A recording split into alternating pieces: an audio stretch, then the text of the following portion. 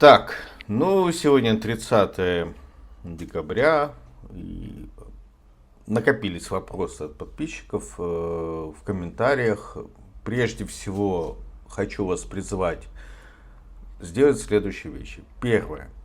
Проверьте, что при подписке на меня у вас включены все оповещения, потому что мне говорят, что, мои родственники, которые подписаны на меня, говорят, что они не видят моих новых видео, потому что у них включены оповещения, но не все. Должны быть включены все оповещения, тогда вы будете получать информацию о том, какие новые видео я выпустил. А я их делаю, за исключением болезни, практически каждый день. Все оповещения, это означает колокольчик такой вот с звонилочкой вокруг, как со звуковой волной. Попробую вставить скриншот. Вот. Это первое. Второе. Если вы не подписаны, подпишитесь обязательно.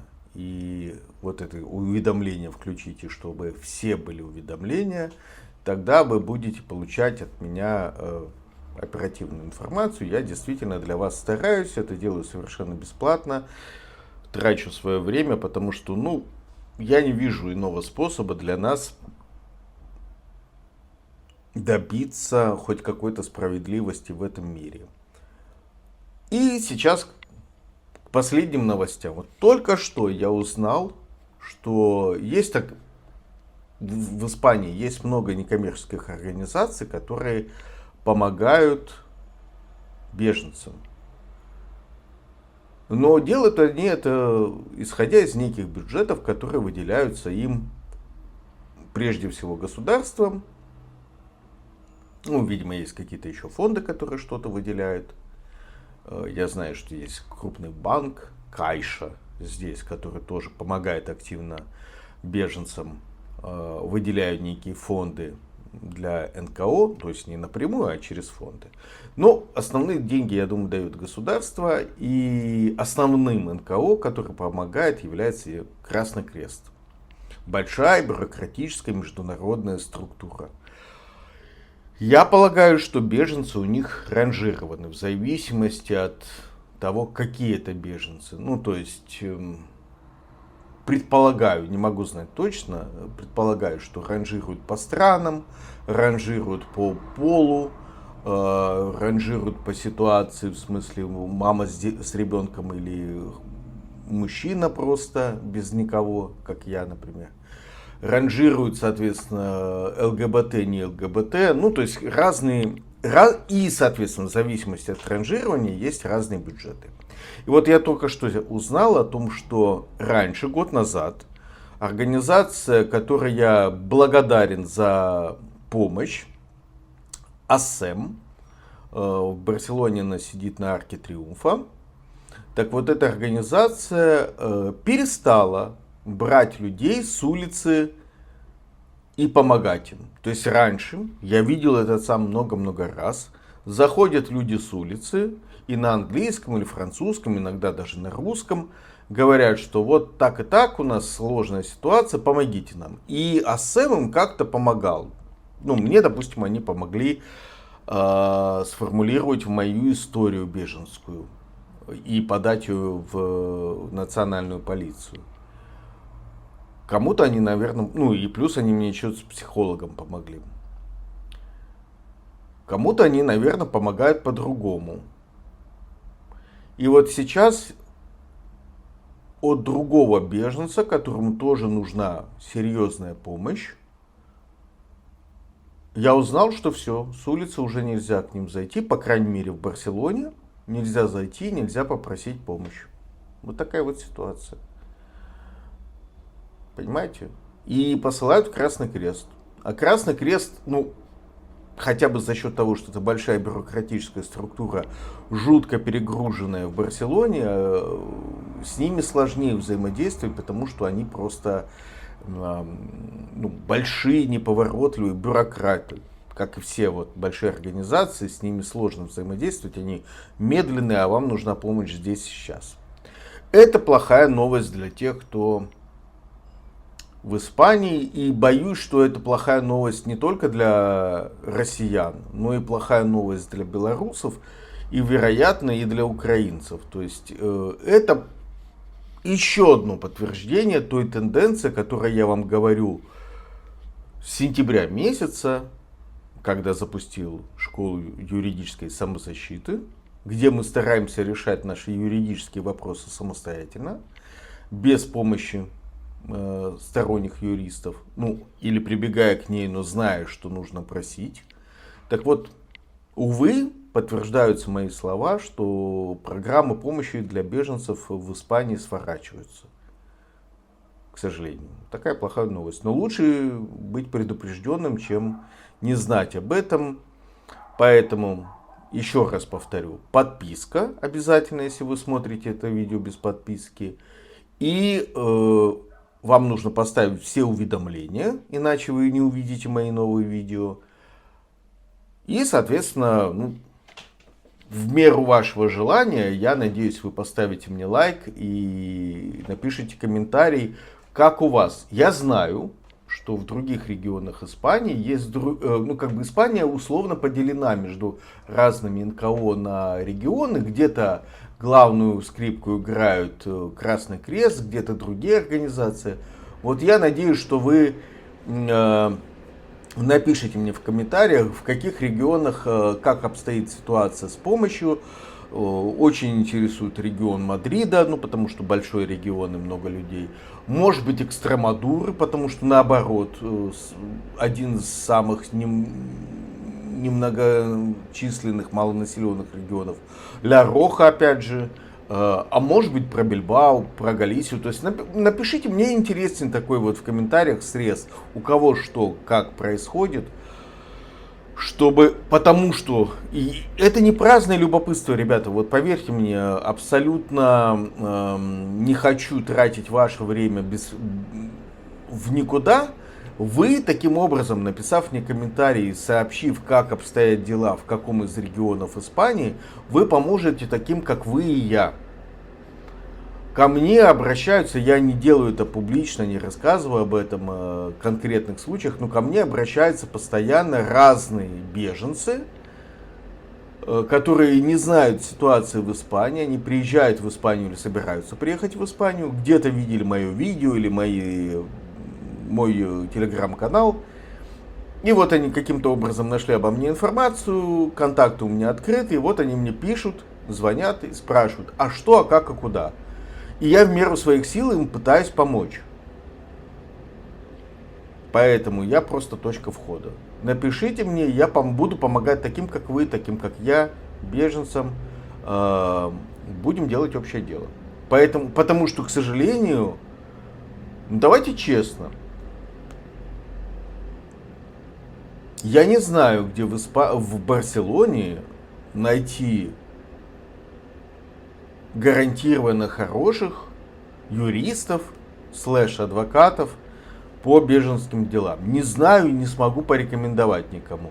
Раньше я рекомендовал АСЭМ, потому что они реально прям возились с моим кейсом, выясняли, разбирались, назначали мне встречи. Это было год назад. Даже нет, больше. 1,5 года назад, да. Это было весной 23 года. Сейчас, видите, с улицы уже не зайдешь к ним. И да, я написал в АСЭМ здесь, в валенсианском сообществе, а мне даже не ответили. Вот. Ну а извините, из того места, где я живу, в Валенсию не смотаешься. Просто так, типа прокатиться.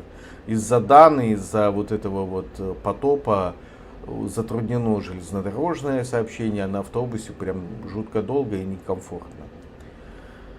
Вот. И не факт, что вас вообще примут так вот с улицы, видите, заехали, а вам говорят, нет, не примут. Поэтому ваши комментарии нужны. Ну, такая вот новость на 30 декабря 2024 года. Надеюсь, я соберу из ваших комментариев срез того, что происходит в других регионах Испании. Может быть, вы сможете мне написать какие-то другие НКО, которые реально готовы оказывать юридическую помощь или какую-то иную поддержку беженцам. Почему я говорю про юридическую помощь? Потому что еще, вдруг кто не видел, еще раз повторю мой эксперимент, контролируемый эксперимент. Я хотел разобраться с помощью стороннего адвоката, что такое программа помощи беженцам. То есть есть определенный документ, согласно которому Красный Крест вам помогает. Так называемая программа, у нее там есть фазы и так далее. Но я по-испански практически не читаю, тем более на юридическом языке, поэтому нужен был сторонний специалист. Я обошел 6 разных адвокатов в городе. Абсолютно случайно заходил, то есть я заходил в большее количество, но переговорил я с 6, переговорил на английском. Как я понял, меня хорошо поняли. По крайней мере, мне показалось, что меня хорошо поняли. И адвокаты мне сказали следующее. Вот наши контакты, имейл, телефонный номер, там есть подключенный WhatsApp. Напиши то же самое, что ты сказал в письменном виде. Отправь нам. Мы в ответ тебе пришлем так называемый инвойс, то есть счет на оплату. Ты оплатишь 60 евро за консультацию. Это некая такая средняя сумма, средняя ставка за консультацию. Не за час, ребята. Не думайте, что вам прям час будут помогать. За консультацию. Они говорят как бы за час, но на самом деле нет. И я потом выяснил, что помогать они вам могут и 15 минут, но возьмут все равно 60 евро. И помогать могут дистанционно, не только лично. Но деньги надо заплатить в начале, аванс. И никто, ни один из тех 6 адвокатов, с которыми я переговорил, примерно объяснил свою ситуацию, и примерно они ее поняли, но не дали ответом, просто поняли. Я их спросил, понятно, хорошо. Вот, ничего там такого сложного я им не задавал, а именно спрашивал, какие у меня есть права, какие у меня есть обязанности, как я могу воздействовать, допустим, на участников программы с той стороны, если они не исполняют свои обязанности. Обычные юридические разъяснения. И вот ни один из 6, никак не связанных между собой адвокатов, даже мне не ответил. То есть ни один из 6 не захотел заработать 60 евро, чтобы дать мне грамотный юридический ответ. Это вот именно поэтому, это причина, почему я вам говорю, давайте мы будем между собой обмениваться информацией о том, как это все работает в Испании, в России, в Украине, не знаю где еще, в Грузии, в Казахстане, в Армении, да, в любой другой стране, потому что даже за деньги так называемые иммиграционные адвокаты не готовы помогать. Я имею в виду те иммиграционные адвокаты, которых у меня есть некое предварительное доверие, то есть испаноговорящие и англоговорящие адвокаты, которые включены в коллегию адвокатов, которые официально, у которых на двери написано, что они работают по миграционным делам, экстранхеро написано, да, то есть иностранцы. И даже они не готовы помогать. Я не считаю грамотными специалистами и помогаторами вот тех, кто говорит, мы адвокаты, но говорят на русском языке. Извините, у меня презумпция недоверия к вам.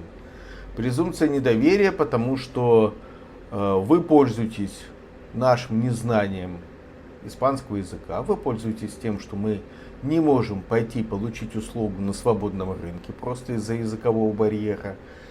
И поэтому мы не можем проверить качество вашей услуги. То есть человек из какой-нибудь Венесуэлы, более-менее смышленый, он может проверить, насколько адвокат испаноговорящий дает качественную консультацию, потому что он может читать на испанском языке. Мы же лишены этого удовольствия. Мы не можем читать через переводчик Google Translate, потому что перевод, как правило, юридических текстов не точен и непонятен. Вот, и поэтому наши выборы схлопываются до русскоговорящих адвокатов, так, в кавычках, а не все эти юристы, адвокаты, или такое жаргонное слово, помогаторы, действительно реально хотят помочь. Ну, то, что они хотят заработать деньги, то, чтобы они у меня взяли 60 эти евро, которые я предлагал, это 100%. Но вот это меня и пугает. Почему испаноговорящие адвокаты не берут деньги за консультацию, а русскоговорящие, ну, я не слышал случаев, чтобы вот не брали и говорили, нет, нет, мы зачем, нам не надо. Вот. Я такого не знаю. Поэтому, еще раз, подписка, все уведомления, такой звенящий колокольчик. Напишите мне, какая ситуация с помощью беженцев в вашем регионе в Испании. Ну, пока по Испании напишите. Хотя мне интересно и по Франции, и по другим европейским странам. Может быть, это общеевропейская такая тенденция отфутболивать новых обращенцев. И делайте выводы. Это, кстати, подтверждает то, что я еще раньше говорил, что те, кто приехали в 22 году и 23 году, по факту оказались в ситуации, когда люди готовы были помогать и готовы были понимать ситуацию. Но сейчас в Европе я чувствую некую усталость от войны. Тема эта замылилась, уже мало кому интересно, не вызывает сочувствия. Ну, уже обычная ситуация такая, ну, типа, ну, все понятно, да, столько лет уже. И поэтому, видите, бюджеты, как я понимаю, все-таки режутся бюджеты. Я пока не получил никакого комментария от АСЭМа, я пытаюсь это сделать, но посмотрим. Все, всем пока. Вот такая вот горькая, но правда перед Новым годом. С наступающим вас.